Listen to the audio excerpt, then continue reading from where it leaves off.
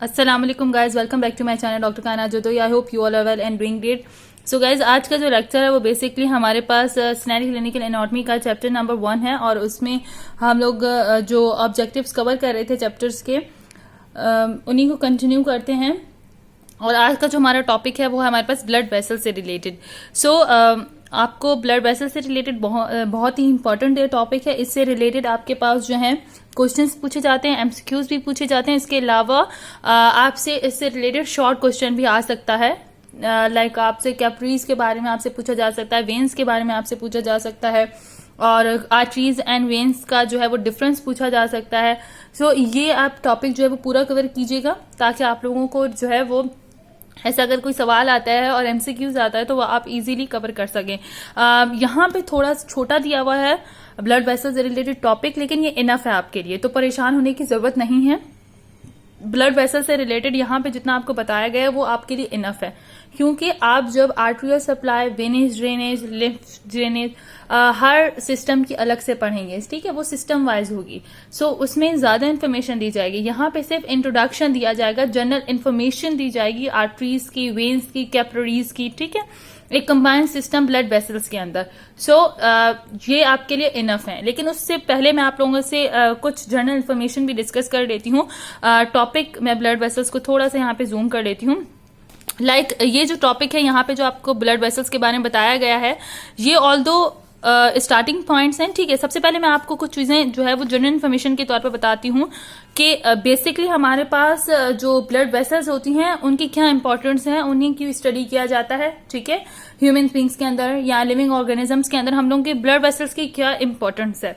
Basically अगर हम human beings की बात करते हैं तो हमारे पास जो है वो कार्डियोवास्कुलर सिस्टम आता है। बेसिकली जब आप लोग पढ़ेंगे, ठीक है, तो हमारे पास क्या होगा कि हमारे पास सर्कुलेटरी सिस्टम होता है, जिसे आप लोग कौन सा सिस्टम भी कहते हैं, जो हमारे पास जो है मीन्स कि हमारे पास जो है सर्कुलेटरी सिस्टम होता है हमारी बॉडी के अंदर, ठीक है, जिसे हम लोग कार्डियोवास्कुलर सिस्टम भी कहते हैं या फिर वस्कुलर, सिंपल वस्कुलर सिस्टम भी कहते हैं।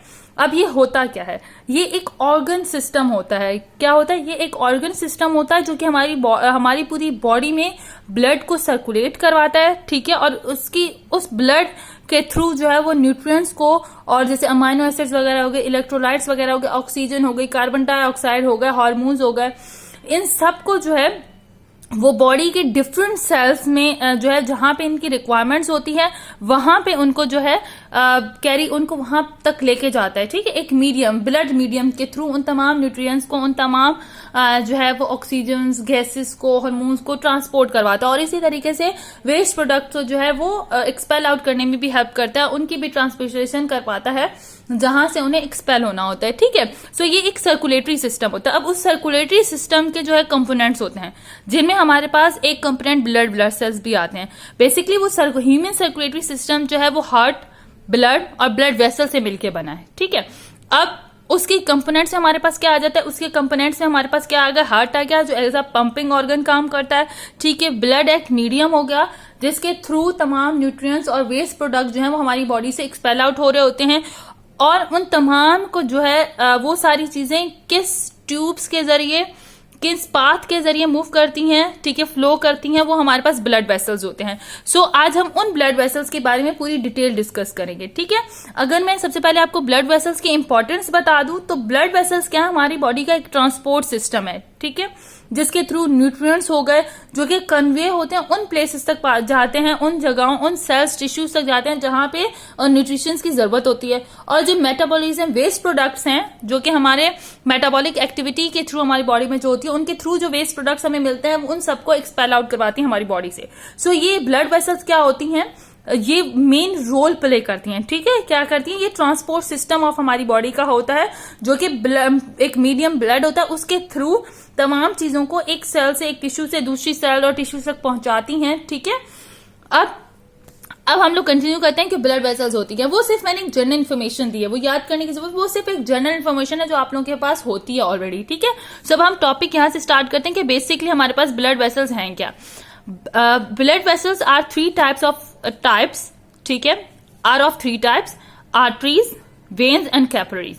अच्छा, बेसिकली आप तीन तरह की टाइप्स हमारे पास किसमें पढ़ेंगे, जो वस्कुलर सिस्टम है बॉडी का, उसके अंदर जो ब्लड वेसल्स हैं वो बेसिकली 3 टाइप की कलेक्शंस को कहते हैं, like arteries, veins and capillaries. ठीक है, ये मिलके हमारे पास क्या बनाती हैं, एक वस्कुलर सिस्टम बनाती हैं, ब्लड वेसल्स कहलाती हैं। ठीक है, अब आगे क्या दिया हुआ, arteries. Arteries transport blood from the heart and distribute it to the various tissues of the body by means of their branches। अच्छा, यहाँ पे वो क्या कह रहे हैं, यहाँ पे वो कह रहे हैं कि आर्टरीज हमारे पास क्या करती हैं, आर्टरीज बेसिकली हार्ट से ब्लड को कैरी करती हैं, ट्रांसपोर्ट करती हैं और उसको डिस्ट्रीब्यूट कर देती हैं दूसरे पार्ट्स ऑफ द बॉडी से। ठीक है, मीन्स कि ब्लड को अवे फ्रॉम द हार्ट अगर जो सिस्टम जो है ट्रांसपोर्ट करवाएगा, उन्हें हम लोग क्या आर्टरीज कहते हैं। ठीक है, the smallest arteries branches, the smaller arteries less than 0.1 millimeter in diameter are referred to as arterioles। अच्छा, जो सबसे स्मॉलेस्ट आर्टरीज होती हैं उन्हें हम लोग आर्टरियोल्स कहते हैं, उनका डायमीटर 0.1 मिलीमीटर से शॉर्ट होगा। ठीक है, ये पॉइंट याद कर लीजिएगा कि उनका आर्टरियोल्स का डायमीटर क्या होता है। The joining of branches of arteries is called an anastomosis. ठीक है, अब हम anastomosis, arteries do not have valves. अब ये सारे पॉइंट इंपॉर्टेंट है।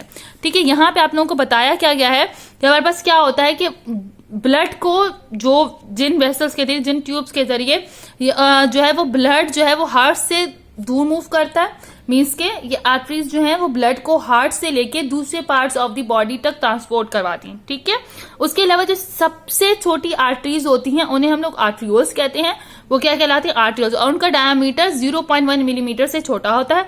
ठीक है, उसके अलावा क्या होता है, इनके अंदर ना जो ब्रांचेस होती हैं, डिफरेंट ब्रांचेस होती हैं आर्टरीज की, वो ब्रांचेस आप देखेंगे एनोस्मोसिस करती हैं। हर सिस्टम आप डिफरेंट सिस्टम पढ़ेंगे तो वहां पे एनोस्मोसिस होगी। ठीक है, आर्टरीज आपस में एनोस्मोसिस करती हैं। सो जो ब्रांचेस आपस में ज्वाइन होती हैं वो हमारे पास क्या प्रोसीजर कहलाता है, उसे हम लोग एनोस्मोसिस कहते हैं।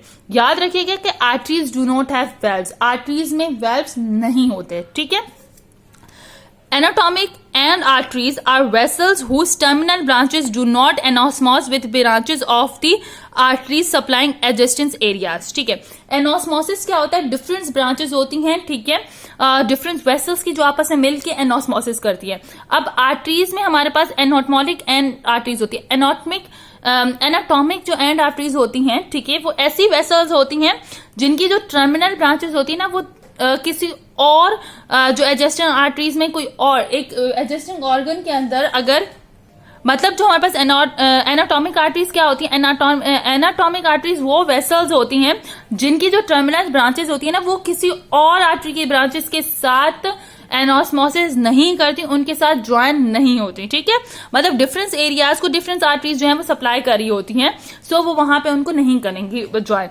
और functional end arteries are vessels whose terminal branches do anastomosis. ठीक है, दोज ऑफ एडजस्टिंग आर्टरीज, यहां पे अब है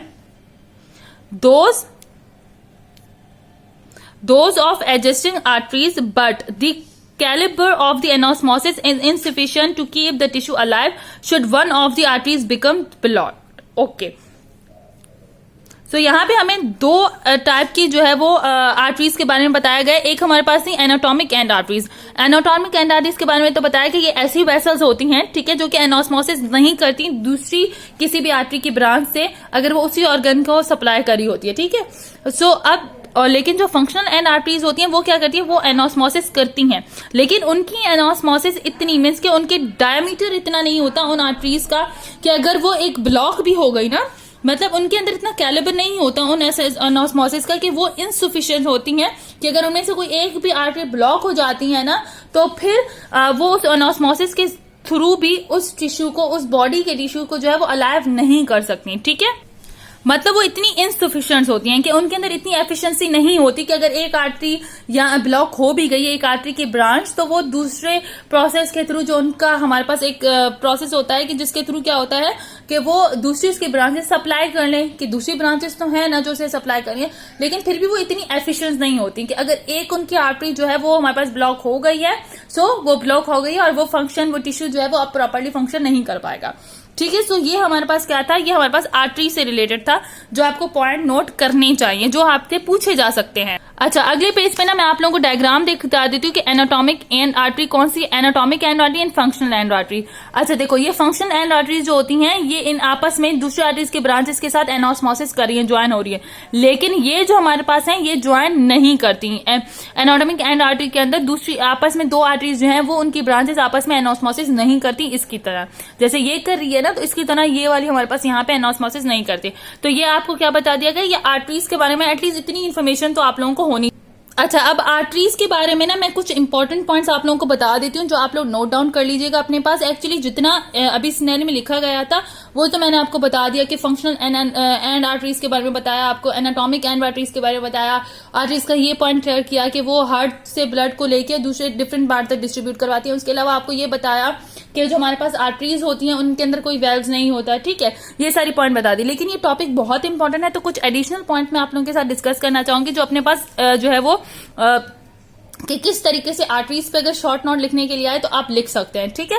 सो यहाँ पे मैं कुछ पॉइंट आप लोगों को बता रही हूँ, आप लोग ये प्लीज अपने पास नोट डाउन कर लीजिएगा ताकि आप लोगों को इजी हो सके, ठीक है। मैं आपको यहाँ पे आराम आराम से बताऊंगी ताकि आप लोग इजीली इन्हें नोट कर सके। सही, सबसे पहले आर्टरीज के बारे में आपको पता होना चाहिए उसकी definition. So blood vessels that carry blood away from the heart are called arteries. मतलब वो ब्लड वेसल्स जो कि कैरी करती हैं ब्लड को अवे फ्रॉम द हार्ट, उन्हें हम लोग क्या कहते हैं, आर्टरीज कहते हैं, ठीक है।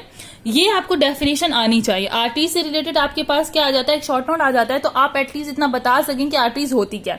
देन है they are the thickest blood vessels and they carry blood high in oxygen known as oxygenated blood, oxygen rich blood. दूसरा मेन पॉइंट आपको ये पता होना चाहिए, ठीक है, जो स्नेल में ऑब्वियसली स्नेल आपसे एक्सपेक्ट करती है कि आपको पता होगा कि आर्टरीज जो है वो ऑक्सीजनेटेड ब्लड कैरी करती हैं, लेकिन आपको ये बात एग्जामिनर तक भी पहुंचानी है कि आपको ये सारी चीजें पता है, जो एक जनरल इन्फॉर्मेशन है। सो ये डेफिनेशन लिखने के बाद आप लोगों को ये पॉइंट जरूर लिखना है कि ये जो होती हैं आर्टरीज जो होती हैं वो बहुत ही ज्यादा थिकेस्ट ब्लड वेसल्स हैं, और ये जो ब्लड कैरी करती हैं वो ऑक्सीजन में रिच होता है और वो ऑक्सीजनेटेड ब्लड होता है, ठीक है। सो ये आप अपने पास स्क्रीनशॉट ले लें, ठीक है। स्क्रीनशॉट लेने के बाद आप प्लीज ये याद कर लीजिएगा ताकि आप लोगों को इजी रह सके, आपके पॉइंट जो है वो क्लियर हो सके। सो ये डेफिनेशन हो गई, उसके साथ ये मेन पॉइंट आपने जरूर लिखना है, ठीक है। ये मेन पॉइंट आप लोगों ने जरूर अपने पास जो है वो नोट डाउन कर लें स्क्रीनशॉट निकाल के, ताकि आप लोग ये इजीली जो है वो अपने पास रख सकें, क्योंकि आर्टरी से रिलेटेड शॉर्ट क्वेश्चन आता है, आपसे पूछा जाता है। अच्छा, ये कैरेक्टरिस्टिक्स हैं आर्टरीज के जो आपको आने चाहिए। अकम्पनाइड बाय वेन्स एंड नर्व्स, इनको अकम्पनाई कौन करती है, वेन्स और नर्व के साथ भी ये अकम्पनी बनाती हैं अपनी, ठीक है। उसके अलावा ल्यूमेन इसका स्मॉल होता है, ये आप लोगों को याद होना चाहिए कि इनका आर्टरीज का ल्यूमेन हमेशा स्मॉल होता है, इनके अंदर कोई वेल्व नहीं होता और रिपीटेड ब्रांचेस होती हैं, इनकी अपनी ब्रांचिंग होती है, इनमें से काफी सारी ब्रांचेस जो हैं वो निकलती हैं आगे चल के जो कि एनास्मोसिस करती हैं। वो अपनी आर्टरी की ब्रांचेस के साथ भी एनास्मोसिस कर सकते हैं या फिर वो किसी और आर्टरी के ब्रांचेस के साथ भी अपने पास एनास्मोसिस कर सकते हैं। उसका रीजन क्या होता है, वो उसका रीजन सबसे बड़ा ये होता है कि उस एनास्मोसिस के थ्रू अगर उस सेल का या उस टिश्यूज का जो है वो कोई भी एक ब्रांच जो है अगर ब्लॉक हो जाती है तो फिर वो उन्हें सप्लाई कर सकें, ठीक है। लेकिन इनकी एनास्मोसिस इतनी जो है वो इनसफिशिएंट नहीं होती कि वो टिश्यू को जो है वो अलाइव कर सके, ठीक है, लेकिन फिर भी वो एनास्मोसिस करती हैं काफी सारे प्रोसेसेस के थ्रू, ठीक है। सो ये कैरेक्टरिस्टिक्स हैं जो आपको मेन कैरेक्टरिस्टिक्स यहाँ पे आने चाहिए, इसका भी स्क्रीनशॉट निकाल लें और ये कैरेक्टरिस्टिक्स आप जरूर लिखिएगा स्नेल के पॉइंट्स के बाद, ये आप लोग अपने पास लिखते जाएं, ठीक है, ताकि आर्टरीज पे आपका एक शॉर्ट क्वेश्चन जरूर आएगा। अच्छा, इसके अलावा आप लोगों को टाइप्स ऑफ आर्टरीज के बारे में अभी पता होना चाहिए और आर्टरीज का स्ट्रक्चर्स भी आपको जो है वो बेसिकली पता होना चाहिए, ठीक है। सो ये पॉइंट मैं आप लोगों को वर्बली बता देती हूँ ताकि आप लोगों के लिए इंपॉर्टेंट रहे। ये बेसिकली हमारे पास जो जनरल एनाटॉमी है, हैंडबुक ऑफ बीरी चौरासिया की हैंडबुक ऑफ जनरल एनाटॉमी, उसमें उसके अंदर टाइप्स ऑफ आर्टरीज का जिक्र किया गया है, तो वो भी आप जरूर पढ़ लीजिएगा क्यों आर्टरीज मोस्ट इंपॉर्टेंट है। इससे रिलेटेड एक शॉर्ट भी आ सकता है आपका। सो हम पढ़ते हैं types of arteries and structure. Large arteries of elastin type aorta and its main branches brachiocephalic, common carotid, subclavian, common iliac and the pulmonary trunk, ठीक है। सो हमारे पास हमारी बॉडी में जो है वो जो आर्टरीज होती हैं उनमें हमारे पास जो टाइप्स हैं आर्टरीज में, उसमें एक इलास्टिक टाइप की आर्टरीज आती हैं, ठीक है, जो कि इलास्टिक टाइप की होती हैं, उनमें हमारे पास मेन ओटा आ जाती है और इसकी जो मेन ब्रांचेस है उसमें ब्रैकियोसेफेलिक होती है, कॉमन क्रेटेड होती है, सबक्लेवियन होती है एंड कॉमन इलियक आर्टरी होती है, ठीक है। उसके अलावा medium and small arteries of muscular type, उसके अलावा हमारे पास एक और टाइप्स आ जाती है जो हमारे पास मस्कुलर टाइप आती है, ठीक है।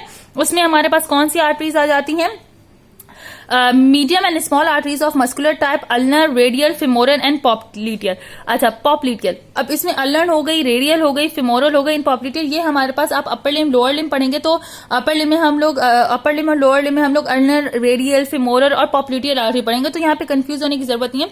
ये एक जनरल इन्फॉर्मेशन है जो मैं आप लोगों को दे रही हूँ कि जो आप लोगों को आनी चाहिए, क्योंकि ये कुछ स्टूडेंट कहते हैं कि स्नेल इज नॉट इनफ, तो मैं आप लोगों को बता देती हूँ कि आप लोग किस तरीके से पढ़ते हो, लेकिन अभी आप लोगों के लिए स्नेल इनफ है, ठीक है। लेकिन ये मैं पॉइंट आप लोगों के लिए ऐड कर रही हूँ ताकि जो स्टूडेंट्स जिन्हें प्रॉब्लम होती है वो कहते हैं कि हमें और ज्यादा इन्फॉर्मेशन चाहिए, तो उनके लिए कुछ इन्फॉर्मेशन ऐड कर लेते हैं, otherwise snail is enough. Smaller arteries of muscular type are called arterioles, और मैंने आपको बताया कि वो आर्टरीज जो सबसे ज्यादा स्मॉलर होती हैं उन्हें हम लोग आर्टरियोल्स कहते हैं। They measure 50 to 100 micron in diameter, या फिर लेस देन 0.1 मिलीमीटर होती है, ठीक है। Arteries divided into terminal arterioles with a diameter of 15 to 20 micron. इसके अलावा ये अपनी टर्मिनल आर्टरियोल्स में भी डिवाइड होती है, मींस कि अपनी टर्मिनल ब्रांचेस में भी, जिनका डायमीटर 15 to 20 माइक्रोन होता है।